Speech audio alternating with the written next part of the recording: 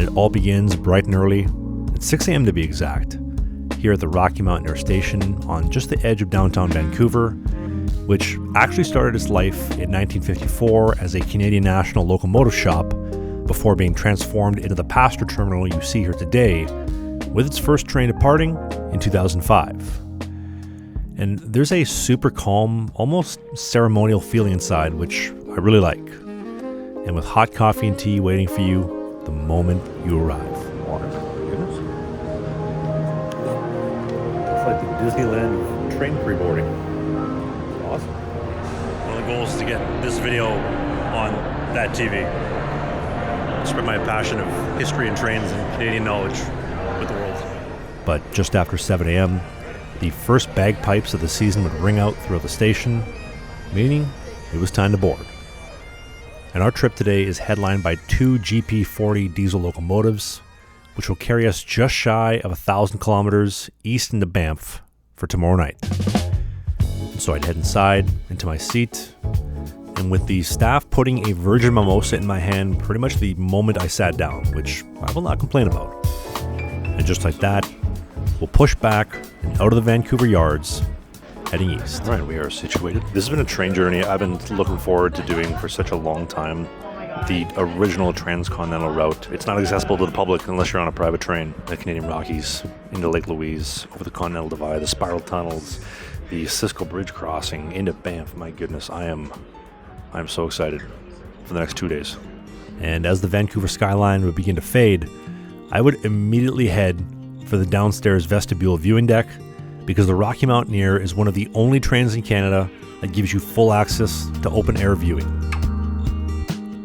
And it was great timing, because we'd approach our first of 4 crossings over the Fraser River today, including here on the New West Rail Bridge, which actually opened in 1904 and connected the Canadian Northern Railway into Vancouver to complete Canada's 3rd transcontinental railway in 1917.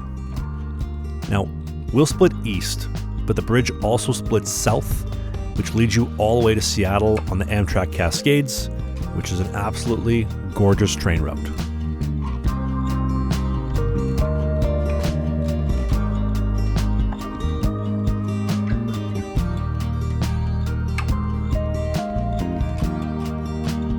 Now, this morning was pretty quiet and pretty cozy, with some of that Vancouver liquid sunshine coming down as we roll past the Canadian National Thornton Freight Yards, and the Alex Fraser Bridge towering above us.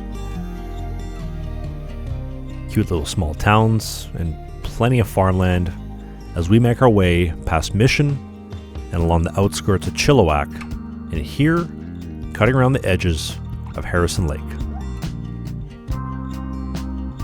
But from the viewing deck, there is a vent from the kitchen only a few meters away from me, and I wish there was a way to get you to smell how good the scent of pancakes, eggs, and coffee was coming from the dining car next door. But let's talk about it. Because if you're in Silverleaf, meals are served at your seat. But with the Gold Leaf ticket that I have, meals are served downstairs with a full dining car. And breakfast starts with freshly baked croissants, served warm. And that is also in addition to the cranberry lemon loaf that the staff serve immediately out of Vancouver at your seat, which, I'll be honest, I will need the recipe for if anybody has it.